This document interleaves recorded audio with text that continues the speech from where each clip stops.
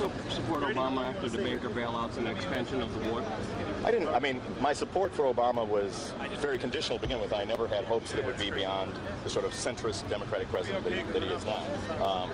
Many people, some of us hoped that because he looked like a different president and he talked like a different president, he would be a different kind of president. He clearly hasn't been.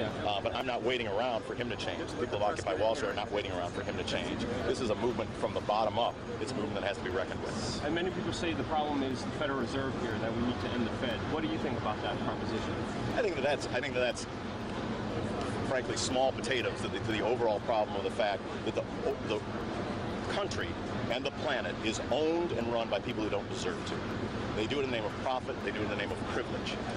They do it at the expense of human rights and the expense of environmental rights. What you're seeing in the currently 1,300 cities, towns, and hamlets across the world that are being occupied is people across the spectrum who do not feel represented by their corporate masters. They do not feel represented by their government sponsors. They do not feel represented by the Tea Party, the Democratic Party, the Republican Party, are having their voices to be heard. I think it's about time. What do you think of the criticism from some people that say, what are their demands? This is too amorphous. Do you think that it's better that it's amorphous or that the demands are open-ended? I think that, the fact that it continues to grow and define itself is important. We'll see what it becomes.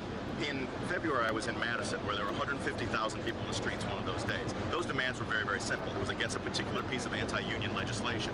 But that energy and that torque and that momentum got siphoned off into politics as usual, into some recall elections months later. This movement is very different from that. It's continuing to grow, and it's from the grassroots up. We're going to define ourselves as time goes on. I was in Occupy LA last Saturday, Occupy Wall Street today, and the fact that these are now centers where people can gather, and they're growing every day, and 99% of the population is welcome, and a few defectors as well. You talked about sort of President Obama not having the courage potentially to have hold Wall Street accountable for the crimes. What are the crimes, and why does he have the courage? Well, the crimes are the fact that people can no longer afford to keep their homes. That's a crime. While the bankers who torpedoed the Wall Street malfeasance that originally torpedoed the economy goes unaccounted for. Those are huge economic crimes which cause death and destruction to the poor and working class families in the United States. Well, these people are just like, oh, I lost $1 billion, but I still got $3 billion in the bank. I'm off to my yacht. Seek peace. Peace out. Those are the kind of crimes. But you can't. If you're the president of the United States, you can't prosecute those crimes because you depend on those people. In what sense? To get into office, to stay in office. Those are the interests that you serve. I worked for a United States Senator for 2 years, Senator Alan Cranston from California. And while he was a very progressive person, more progressive than Obama, I got to witness firsthand that every day he was on the phone asking rich guys for money. None of that money comes for free. We're not, the strength of Occupy Wall Street, of Occupy America, is that we're not begging and pleading for help. We're not begging and pleading for some savior to wave a magic wand after we cast our ballot into the void every 4 years. This is a movement that's defining itself and figuring out what it's going to do to change the world. Inspired by Arab Spring, inspired by Greece and Spain and not yet the UK, but inspired by the feeling that all you need to do to change the world is get out your door in the morning, stand up in your place in time. Do you think the average American's vote is worth less than, say, Jamie Dimon's? Well, if you're talking about the vote at the ballot box, those votes are identical. But that's not. If you're talking about power, the levers of power, then of course not. That's you know that. Then are you saying that we don't live in a democracy? We certainly don't live in a. Do people have control over what their lives and their world are like beyond voting once every 4 years for someone they cross their fingers and hope is going to do the best job? It's not a choice between the lesser of two evils. It's often the choice of the evil of two lessers. And while there was some hope, at the beginning of the Obama campaign that this would be a different presidency, everybody, the blinders are off. The blinders are off. We're on our own. And that's the thing. That's, I think, the strength of Occupy Wall Street is that we've got to figure this out ourselves, and we're not going to wait for that. But if that's the case, should we move beyond the political system as it exists? That's what's happening. You Look around. Is this a revolution? We'll see. What day are we in right now? Is this week 3, week 4? Week 3, week 4, but who knows if the media is still going to be here week 5, week 6, right? The media doesn't make a revolution. The media didn't report on it until somebody got pepper sprayed. Then the media didn't report on it nationally until 700 people got arrested.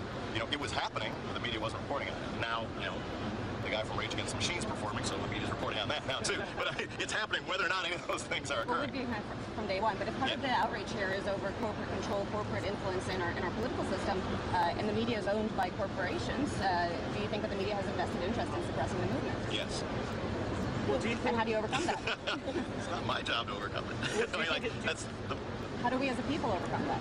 I don't know that it's necessary to overcome the media's skewed portrayal of the.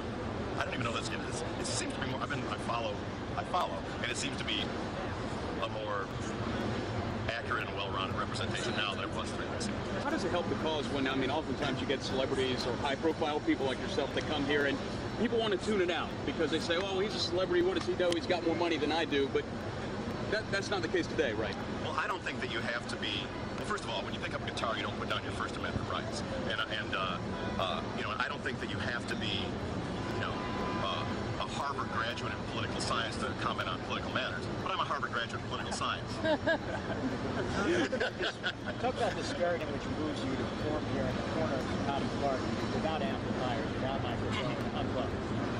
Well, I've played hundreds of demonstrations, and you know, my modus operandi from the beginning of being the night watchman and doing the singer-songwriting was to have the mobility, the folk music, guerrilla warfare ability to be on the front lines of struggles as they're happening. So when I was asked / nagged by the people at Occupy Wall Street to come play, I immediately put it on my agenda. Talk about how the narrative is changing. You're discussing the media's role in covering this, but this is a different type of narrative, I think, especially with the internet and especially with Twitter. Talk about what role that is playing. Well, I'm a bit of a Luddite when it comes to that sort of thing, but I was Twittered relentlessly by the people at Occupy Wall Street, and it's a democratization of the dissemination of information and of organizing, which I think is clearly been effective. Tom, you've mentioned the police arrests on the Brooklyn Bridge, the pepper spraying incidents. What does that say about police power in the United States these days? Well, I mean, I'm not sure that Do we live in a police state? I'm not sure that says anything about it.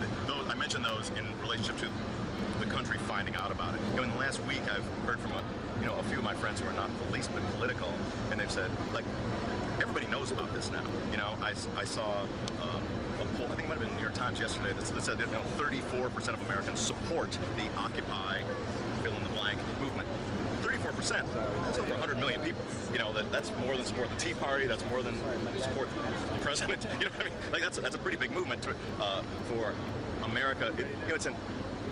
People are angry and they're dissatisfied, and they're not serviced by the mainstream political parties, and they're not serviced by the hate mongering of the right-wing populist movements. And this is a place where, in your hometown, tomorrow, you're in high school, you can start Occupy Libertyville, Illinois. It's a place where people can gather to express their grievances and to express their solidarity with one another. Like, we feel like shit ain't right, and we're going to do something about it. Not sure exactly what that's going to be, but we've got a place to go to stand together. Thomas, is the Arab Spring tactic sufficient? Is being peaceful really enough to push this forward?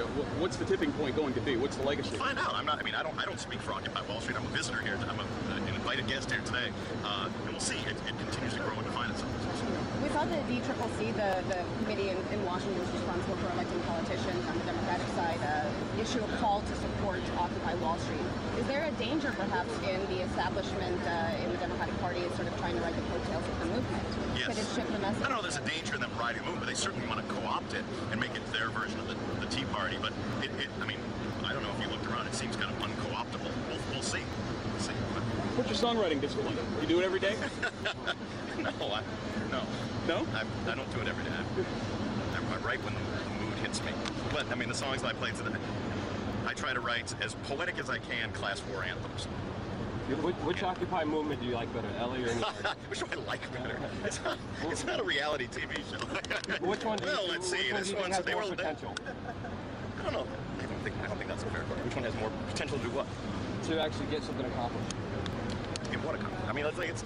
I support both of them, and I support the other, 1,298 occupies in between. Yeah. We've had a history of I will not be playing at all of them. We've had a history of violent suppression of organic movements in this country from the 60s throughout.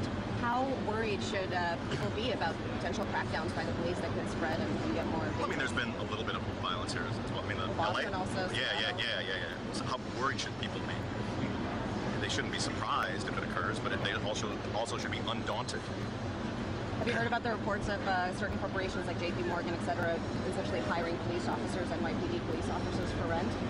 I haven't heard that, but if that's the case, I mean, what does that say to you about that they'll probably be hiring Blackwater next. I mean, you know, as Gandhi said, first they ignore you, then they laugh at you, then they fight you, then you win. Can they win? Of course. Yeah. Cheers. Thank you very much, everybody.